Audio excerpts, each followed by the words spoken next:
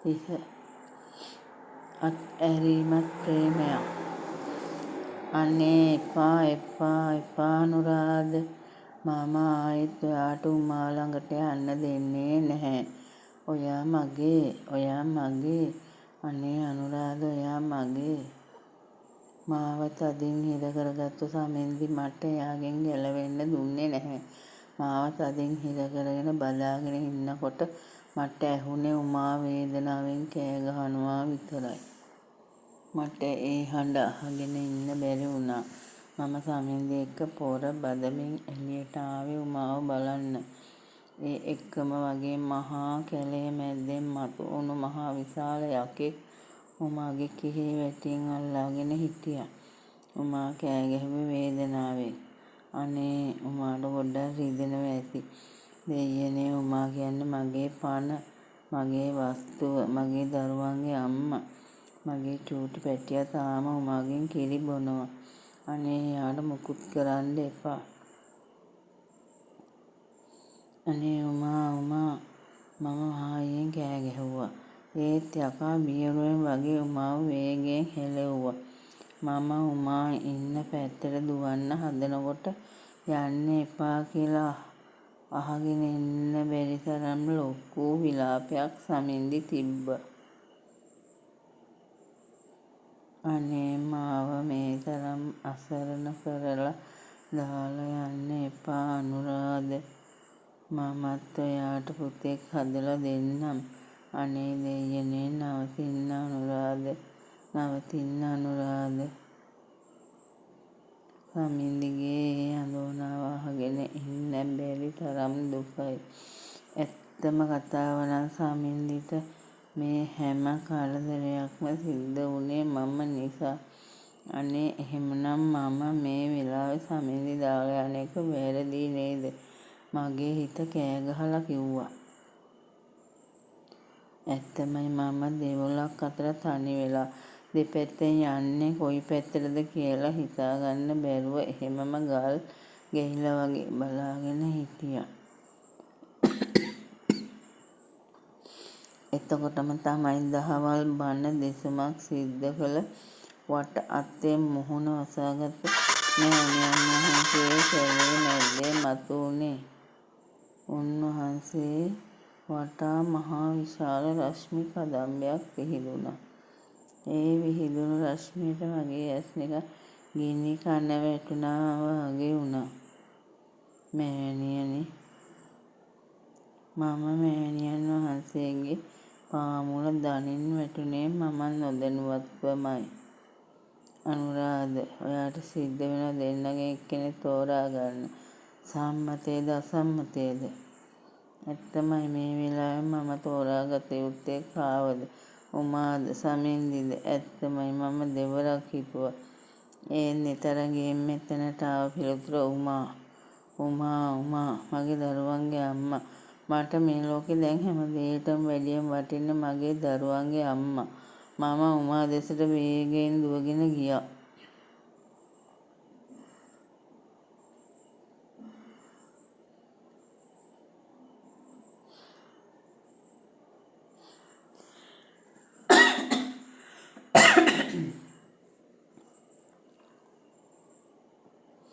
ඒත් එක්කම තමයි වට අත්තෙන් මුහුණ වහගෙන ඉන්න මෑණියෝ හීන් සීරුවේ මුහුණ ඇරලා මට පෙනෙන්නට සලස්වද්දි මට දැනුනේ පොළොව පලාගෙන යන්න හදනවා වගේ හැඟීමක්.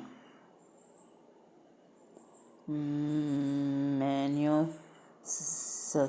සමින්දි නැහැ දරුවා, මම උප්පලවන්න මෑණියෝ. යන්න ගිහින් ඔබතුමාගේ ප්‍රියම්බිකාව බේරගන්න. මෑණියෝ හිමින් හිමින් පුංචි වේගෙන යන්න පටන් ගත්තා. මෙතෙක් වෙලා මම ඕනි කියා ඩවුල් සමින්දිගේ රුව එක්වරම පාවෙලා වේගයෙන් හිමින් හිමින් බොද වෙන මෑණියන් වහන්සේගේ ශරීරය තුලට වැදී නොපෙනී ගියා.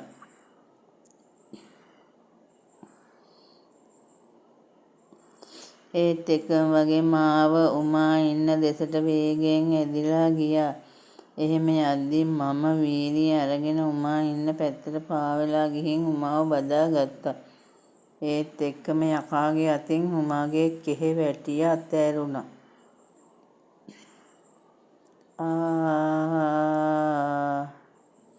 පවනට බඳු වේගයෙන් මාතුමත් පහළට ඇදිලා යද්දී අපි දෙන්නාගේ මුවින් නැගුණේ මහා විශාල විලාපයක්.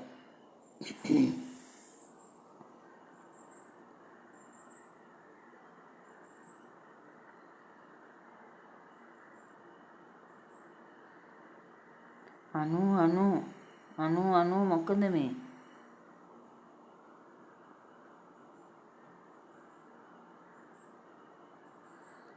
මට දැනුනේ උමා වේගයෙන් මාව හොලවනවා විතරයි.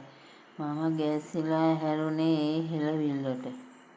මේ තරම් හීතල පරිසරයක මගේ තුන් කාංශයෙන්ම දහදිය වැగిරෙමින් තිබුණා.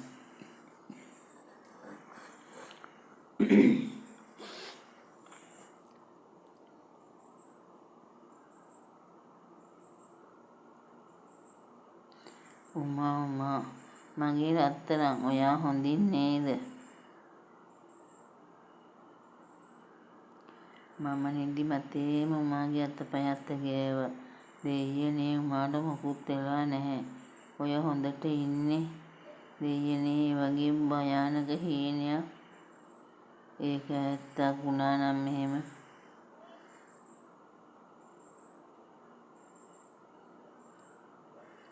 මට ගොඩක් බය හිතුණා. මට ගොඩක් දුක හිතුණා. අනේ මගේ උමා. මම උමාව බදාගෙන කොච්චර වෙලා හිටියද කියන්න මමවත් දන්නේ නැහැ. මගේ ඇස් වලින් චුට්ටි කඳුළු කැට දෙකක් වැටුණා.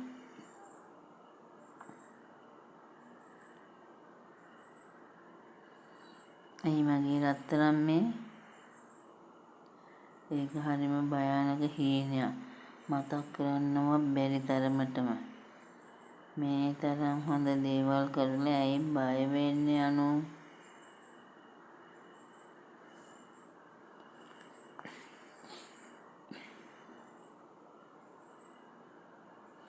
එහෙම වෙනවා උමා වැරදි කළාම මොනවයින් නිදොස් උනත් හෘද සාක්ෂිය පස්සෙන් පන්නලා ඇවිල්ලා පහර දෙනවා.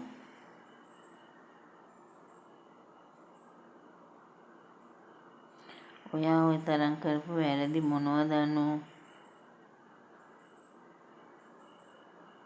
ඔයා වගේ රත්තරන් ගෑණියෙක් දාලා සමින්දි ළඟට ගිය එක. ඒක වරදක් නෙවෙයි අනු. මානුෂීය හැඟීමක්. මම ඒකට ඔයාට සමාව දුන්නා. ආයේ මේ ගැන හිතන්න එපා.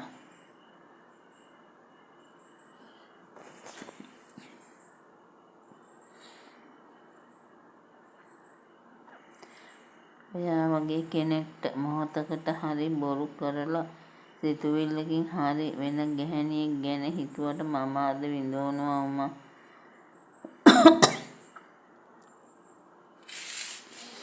හැම දෙයක්ම අමතක කරන්න කාලේ හරි රත්තරන්. අපි දැන් නිදියමු. මම මාව තුරුලට ගත්තා. මගේ අත්බහවුල ඔළුව තියන් පපුවට තුරුලලා උමා නිදි.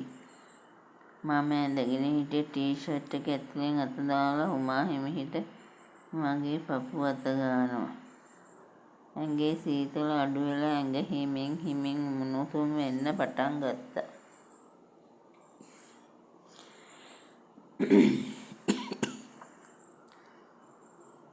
උමා මම හීනෙන් දැක්ක සමින්දි මහන වෙලා ඉන්නවා. මේ ලොකු මෑණියෝ කියන්නේ සමින්දි.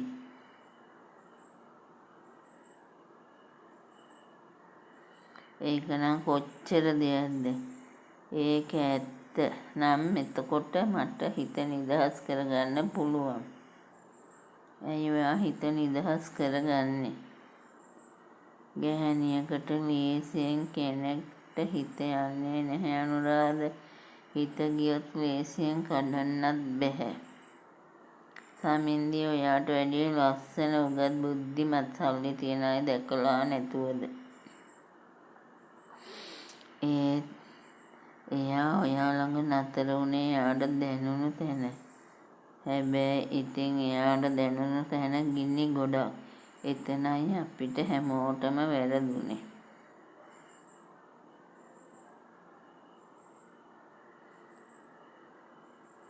ආදරේ නැතුව නෙවෙයි අනුරාධ. තවත් ගැහැණු හිතකට ගින්දර දෙන්න බැරි නිසා ඔයාව ඩිවෝස් කළා. ඒත් දන්නවද මම පිච්චුන තරම්. අම්මෝ ඒ දවස්වල මට කරපු නපුරුකම් ඒවා එහෙම තමයි. දැන් නිදිය උදේට හැරෙන්නත් එපා.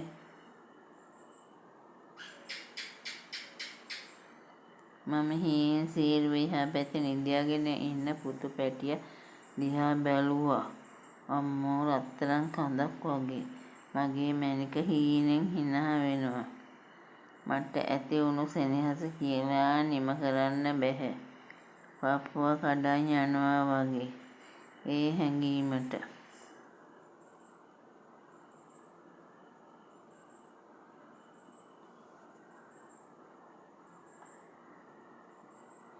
මගේ පණ ටික ආදරේ. එතකොට ඒ පණ ටික දුන්නු අම්මට. අම්මෝ එයාට තමයි මේ ලෝකෙ වැඩියෙන්ම ආදරේ.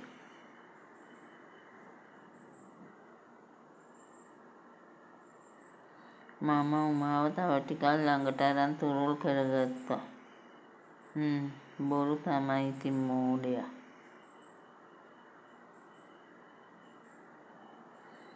ලොකු දරුවෝ හිටියත් වෙලාවකට මා පොඩි බබෙක් වගේ. මෙහෙම ඉන්නවා පොඩි දැක්කා නම් ඉවරයි. අම්මා පොඩි ගැන හිතනකොටම හයෙන් හිටපු පොඩි නැගිටලා ඉඳගත්තා. ඉඳගෙන නිදිමතේම ඔළුව කහ කහ ඉඳලා ආයෙම ඇලවුණා. ඔක්කොම එළියේ. මටයි උමාටයි මැරෙන්න හිනා.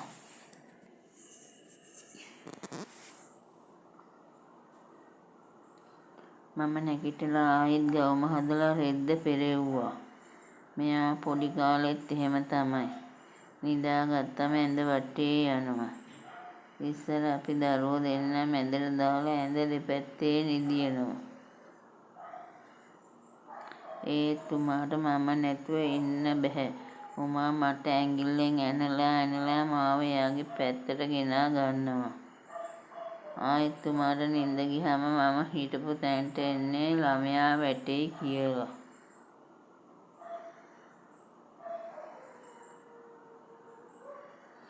එයාලා ටික ටික ලොකු වෙනකොට අපි වෙන කාමරයකට ඇඳක් දාලා එයාලාව නිදි කෙරෙව්වා. ඒත් පොඩ්ඩිගේ දැඟලිල්ල අඩු උනේ නැහැ. ලොකු දුව හැමදාම අඬනවා පොඩ්ඩි එක්ක නිදියන්න බැහැ කියලා. පස්සේ පොඩ්ඩි ඒ කාමරේටම වෙන ඇඳකට දැම්මා. ඒත් දවසක් දඟලලා පොඩ්ඩි ඇඳෙන් බිමට වැටුණා. එදා ඉඳන් මම පොඩ්ඩි ළඟ නිදාගන්න පුරුදු වුණා.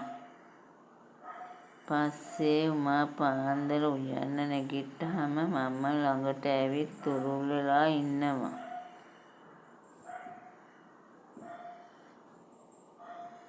එහෙම හිටපු සමහර දාට දවල් වෙනකන් නිින්ද ගිහින් 4 දෙනාම කඩෙන් කාපු දවස් ඕනි තරම්. එහෙම හදිස්සියකට නොවෙන්න උමා කවදාවත් අපිට කඩ කෑම දුන්නේ නැහැ.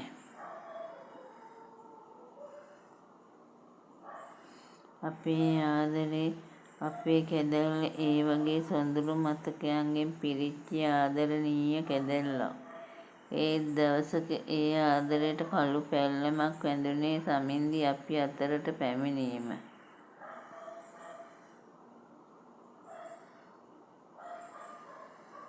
තව කොටසක් ඉදිරියට. මේ වගේ ලස්සන කතා බලන්න මගේ channel එක subscribe කරලා bell icon එක click කරගෙනම යන්න. ආදරේ වස්තුලාට හැමදාම